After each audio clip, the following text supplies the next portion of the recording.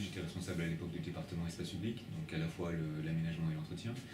Et donc le SAMD, celui qui s'occupe de l'aménagement, a eu à piloter en tant que service l'instruction de l'essentiel des projets du budget participatif. Et c'était moi en direct qui m'occupais de la coordination de l'instruction. Ça supposait du coup de faire le filtre de tous les projets qui arrivaient, tous quels qu'ils soient, et de déterminer s'ils relevaient de l'espace public, des bâtiments, du sport, etc. Et puis donc on a, pour l'espace public et tout ce qui a trait au champ de compétences de l'espace public, on a eu 140 projets à instruire. Ça ne veut pas dire pour autant que c'est un bon chiffre, c'est-à-dire que quelle que soit la centaine, à partir du moment où on dépasse la centaine, c'est déjà énorme pour une ville comme la nôtre, d'avoir à chaque fois évaluer chaque projet, éliminer ou recevoir, mais c'est pas juste une case qu'on coche, ça demande du temps et des échanges, et du coup 140 projets c'était énorme.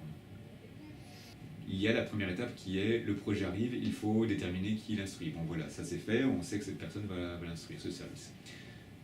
Ensuite, ce service va devoir comprendre le besoin dans la lecture du projet, sans doute regarder sur Street View ou d'autres outils quel est le contexte du lieu cité. Il va y avoir en général une visite sur site pour voir plus concrètement quels sont les éléments repérés. Il va y avoir la détermination de toutes les contraintes qui peut peser sur le projet.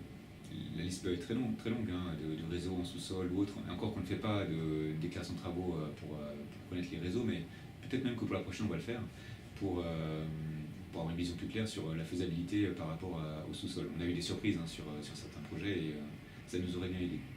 Et puis il y a souvent d'autres services, d'autres partenaires à solliciter pour connaître leur position sur le projet. Donc ça veut dire des échanges, discussions avec eux, parfois des relances, puisque les services ont d'autres priorités.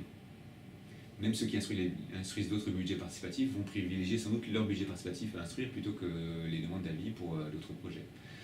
En tout cas, ça demande du temps de dialogue, sans compter l'instruction faite par les antennes de quartier, puisque ces services qui sont au contact de la population ont aussi une vision des usages du quartier et donc ont un apport essentiel.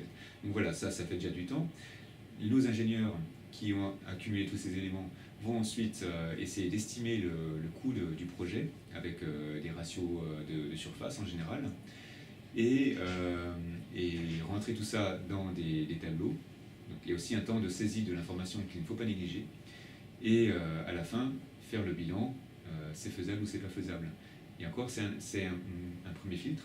Ensuite, il y a le temps de dialogue avec les élus qui est indispensable, avec la direction aussi, pour déterminer, in fine, la ville sera capable de porter l'opération de pas. Donc voilà, je ne peux pas du coup quantifier le temps, mais on se rend compte quand on énumère toutes ces étapes que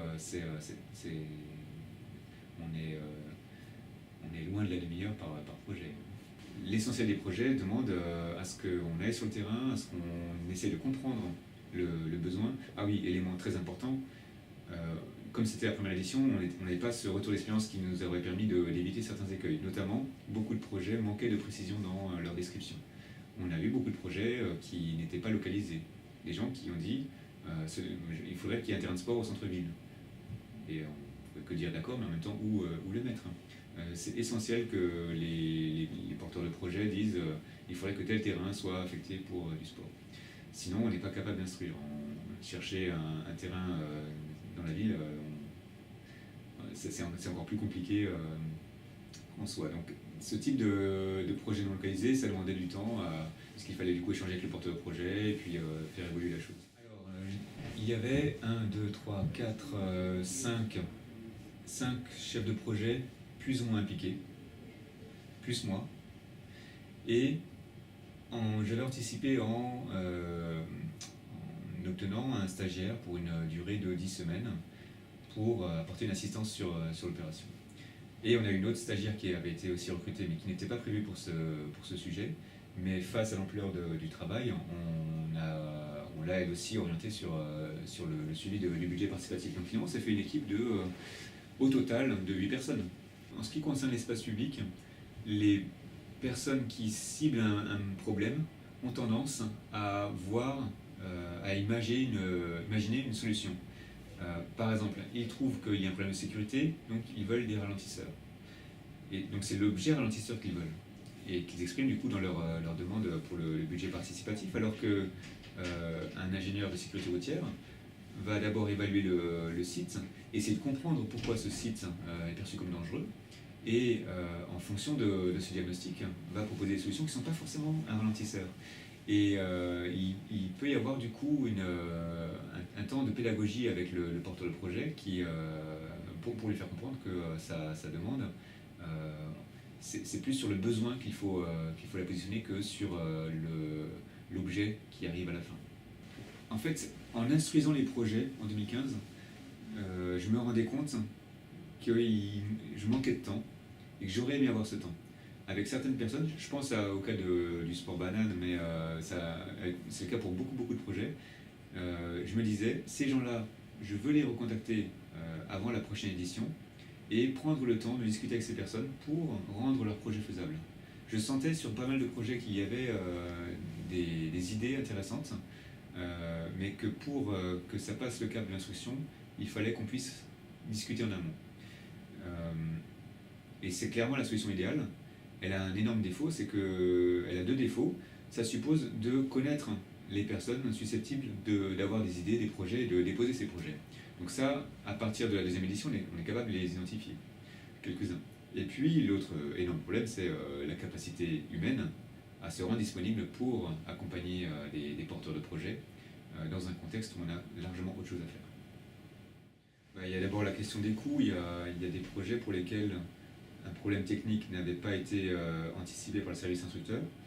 Et donc le projet a été élu pour 100 000 euros de refaire un terrain de sport.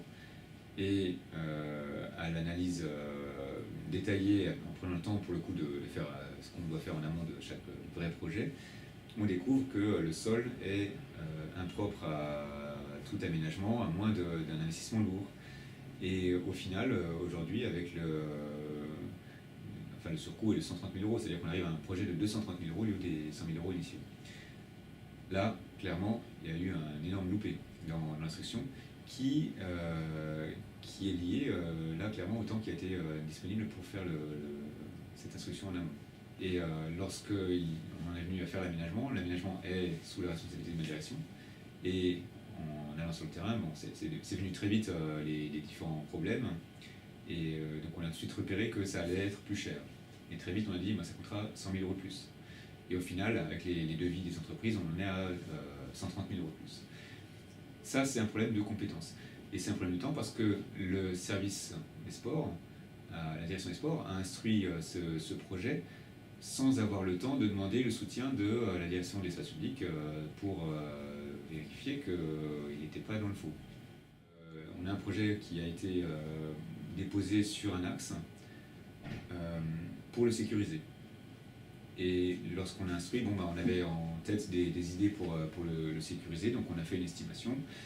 Et le temps a passé entre le vote du budget participatif, puisque ce projet a été élu, et aujourd'hui, et notre réflexion sur l'évolution structurelle de la ville nous a fait repérer cet axe comme étant essentiel pour qu'il y ait un aménagement cyclable qui s'y passe. Mais si on avait fait l'aménagement de sécurisation tel qu'on le voyait au départ, on aurait obéré l'aménagement cyclable futur.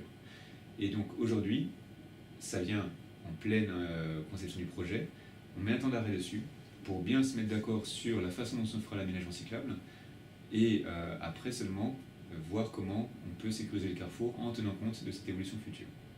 Donc là, on se trouve avec le besoin de faire évoluer le projet par rapport à quelque chose de plus prioritaire à l'échelle de l'évolution future de la ville. En plus, sur ce carrefour se trouve donc cet axe qui supporte un trafic de poids lourds qui va augmenter beaucoup dans les années qui viennent, du fait de chantiers qui sont de part et d'autre du boulevard, Et clairement maintenant, ce serait un mauvais moment, là pendant 6 mois qui viennent, pour faire l'aménagement, parce que ça serait au détriment du fonctionnement global de la ville. Donc là encore, on se trouve à devoir gérer, mais ça c'est pas spécifique au budget participatif, on se trouve à devoir gérer un phasage de chantier qui est perturbé par le reste de tout. C'est une bonne manière de faire de la pédagogie avec les habitants sur ce que c'est que d'aménager un espace public, notamment en coût. C'est sans doute, mais à vérifier, comme dit, un bon outil pour impliquer plus d'habitants sur leur cadre de vie et réfléchir sur l'évolution du cadre de vie. Mais c'est un problème, ça perturbe la capacité de la ville à assumer sa mission d'évolution sur le long terme du territoire, à savoir le budget participatif, c'est du budget temps et du budget argent, qui est consacré à des demandes qui émergent sans contrôle et qui n'ont pas forcément de logique, de cohérence sur le long terme, et ce budget est pris au détriment des opérations cohérentes, elles, sur le long terme, mais qu'on n'est plus capable d'assumer. J'étais très enthousiaste au départ. Je ne suis pas négatif aujourd'hui, mais je modère quand même mon enthousiasme. Il y a des politiques qui sont nécessaires pour la ville, qu'il faut mener et qu'on n'arrive pas à mener aujourd'hui. Et le risque, c'est que le budget participatif soit comme la cerise sur le gâteau, et que du coup, toutes les demandes soient on veut des cerises, mais qu'il n'y ait pas le gâteau en dessous qui soit réalisé par le pâtissier.